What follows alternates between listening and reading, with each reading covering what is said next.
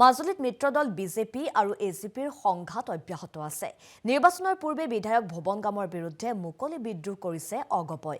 বিজেপিৰ ৰাজনৈতিক তৎপৰতাৰ সমান্তৰালকৈ অগপৰো নিৰ্বাচনী তৎপৰতা দেখিবলৈ পোৱা গৈছে। গাঁৱে ভূঞে পৃথকে সভা অনুষ্ঠিত কৰিছে অগপৰ নেতাকৰ্মীয়ে। অগপৰ প্ৰাৰ্থিত্ব প্ৰত্যাশী ব্ৰজেন গামৰ নেতৃত্বত চলিছে এই সভা। ইফালে বিজেপি বিধায়ক ভুৱন গামৰ নিজ ভাতৃ ব্ৰজেন গাম বিগত পঞ্চায়ত নিৰ্বাচনৰ সময়ৰ পৰা সংঘাত অব্যাহত আছে অগপ আৰু বিজেপিৰ মাজত। ব্ৰজেন গামৰ উত্থানে বিপদত পেলাব নেকি ভুৱন গামক? ৰাজনৈতিক ভৱিষ্যত অন্ধকাৰ হ'ব নেকি ভুৱন গামৰ? তেজ মঙহৰ ভাতৃ হলেও ৰাজনৈতিক দৃষ্টিভংগী দুয়োৰে পৃথক বুলি মন্তব্য কৰিছে ব্ৰজেন গামে।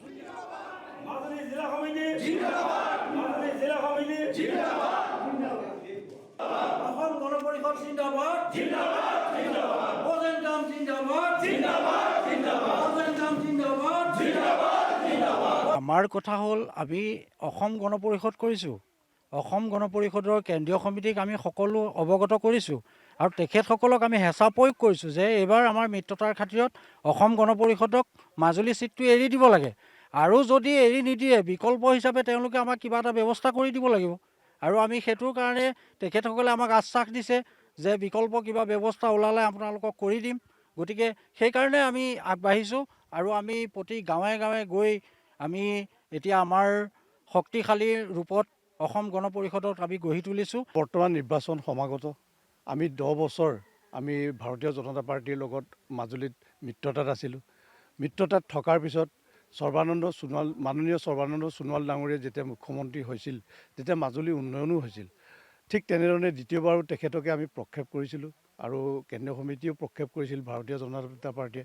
আমিও উৎসাহেৰে তেখেতক জয়যুক্ত কৰিছিল আৰু সেইমতে তেখেত কেন্দ্ৰীয় মন্ত্ৰিত্ব হোৱাৰ পাছত মাজুলীত বাই ইলেকশ্যন হ'ল। বাই ইলেকশ্যনৰ আমি আমাৰ স্থানীয় ভুৱন গাম ডাঙৰীয়াক আমি বিধায়ক হিচাপে মিত্ৰতাতে নিৰ্বাচিত কৰিলোঁ। কিন্তু দেখা গ'ল মিত্ৰতাৰ ক্ষেত্ৰত আমাৰ অসম গণ পৰিষদ দলৰ যেনেধৰণৰ সৌজন্যতা থাকিব লাগিছিল সেইখিনি কিন্তু আমি পোৱা নগ'ল। সেইকাৰণে আমি প্ৰতিটো মুহূৰ্তত অসম গণ পৰিষদ দলৰ এজন কৰ্মী হিচাপে যেনেধৰণৰ অসম গণ পৰিষদ সতীৰ্থসকলক যেনেধৰণৰ এক সুৰক্ষা প্ৰদান কৰিব লাগে ৰাজনৈতিকভাৱে সেইখিনি কিন্তু আমি একো নাপালোঁ। মাজুলীত মিত্ৰদল বিজেপি আৰু এজিপিৰ সংঘাত অব্যাহত আছে। নিৰ্বাচনৰ পূৰ্বে বিধায়ক ভুৱন গামৰ বিৰুদ্ধে মুকলি বিদ্ৰোহ কৰিছে অগপই। বিজেপিৰ ৰাজনৈতিক তৎপৰতাৰ সমান্তৰালকৈ অগপৰো নিৰ্বাচনী তৎপৰতা দেখিবলৈ পোৱা গৈছে। গাঁৱে ভূঞে পৃথকে সভা অনুষ্ঠিত কৰিছে অগপৰ নেতাকৰ্মীয়ে। অগপৰ প্ৰাৰ্থিত্ব প্ৰত্যাশী ব্ৰজেন গামৰ নেতৃত্বত চলিছে এই সভা। ইফালে বিজেপি বিধায়ক ভুৱন গামৰ নিজ ভাতৃ ব্ৰজেন গাম বিগত পঞ্চায়ত নিৰ্বাচনৰ সময়ৰ পৰা সংঘাত অব্যাহত আছে অগপ আৰু বিজেপিৰ মাজত। ব্ৰজেন গামৰ উত্থানে বিপদত পেলাব নেকি ভুৱন গামক? ৰাজনৈতিক ভৱিষ্যত অন্ধকাৰ হ'ব নেকি ভুৱন গামৰ? তেজ মঙহৰ ভাতৃ হলেও ৰাজনৈতিক দৃষ্টিভংগী দুয়োৰে পৃথক বুলি মন্তব্য কৰিছে ব্ৰজেন গামে।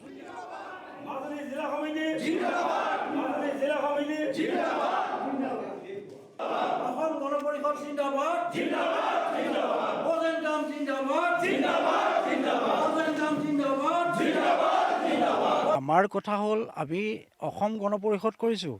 অসম গণ পৰিষদৰ কেন্দ্ৰীয় সমিতিক আমি সকলো অৱগত কৰিছোঁ আৰু তেখেতসকলক আমি হেঁচা প্ৰয়োগ কৰিছোঁ যে এইবাৰ আমাৰ মিত্ৰতাৰ খাতিৰত অসম গণ পৰিষদক মাজুলী চিটটো এৰি দিব লাগে আৰু যদি এৰি নিদিয়ে বিকল্প হিচাপে তেওঁলোকে আমাক কিবা এটা ব্যৱস্থা কৰি দিব লাগিব। আৰু আমি সেইটোৰ কাৰণে তেখেতসকলে আমাক আশ্বাস দিছে যে বিকল্প কিবা ব্যৱস্থা ওলালে আপোনালোকক কৰি দিম। গতিকে সেইকাৰণে আমি আগবাঢ়িছোঁ আৰু আমি প্ৰতি গাঁৱে গাঁৱে গৈ আমি এতিয়া আমাৰ শক্তিশালী ৰূপত অসম গণ পৰিষদক আমি গঢ়ি তুলিছোঁ। বৰ্তমান নিৰ্বাচন সমাগত। আমি 10 বছৰ আমি ভাৰতীয় জনতা পাৰ্টিৰ লগত মাজুলীত মিত্ৰতাত আছিলোঁ। মিত্ৰতাত থকাৰ পিছত মাননীয় সৰ্বানন্দ সোণোৱাল ডাঙৰীয়া যেতিয়া মুখ্যমন্ত্ৰী হৈছিল তেতিয়া মাজুলী উন্নয়নো হৈছিল। ঠিক তেনেধৰণে দ্বিতীয়বাৰো তেখেতকে আমি প্ৰক্ষেপ কৰিছিলোঁ আৰু কেন্দ্ৰীয় সমিতিও প্ৰক্ষেপ কৰিছিল ভাৰতীয় জনতা পাৰ্টিয়ে। আমিও উৎসাহেৰে তেখেতক জয়যুক্ত কৰিছিল আৰু সেইমতে তেখেত কেন্দ্ৰীয় মন্ত্ৰিত্ব হোৱাৰ পাছত মাজুলীত বাই ইলেকশ্যন হ'ল। বাই ইলেকশ্যনৰ আমি আমাৰ স্থানীয় ভুৱন গাম ডাঙৰীয়াক আমি বিধায়ক হিচাপে মিত্ৰতাতে নিৰ্বাচিত কৰিলোঁ। কিন্তু দেখা গ'ল মিত্ৰতাৰ ক্ষেত্ৰত আমাৰ অসম গণ পৰিষদ দলৰ যেনেধৰণৰ সৌজন্যতা থাকিব লাগিছিল সেইখিনি কিন্তু আমি পোৱা নগ'ল। সেইকাৰণে আমি প্ৰতিটো মুহূৰ্তত অসম গণ পৰিষদ দলৰ এজন কৰ্মী হিচাপে যেনেধৰণৰ অসম গণ পৰিষদ সতীৰ্থসকলক যেনেধৰণৰ এক সুৰক্ষা প্ৰদান কৰিব লাগে ৰাজনৈতিকভাৱে সেইখিনি কিন্তু আমি একো নাপালোঁ।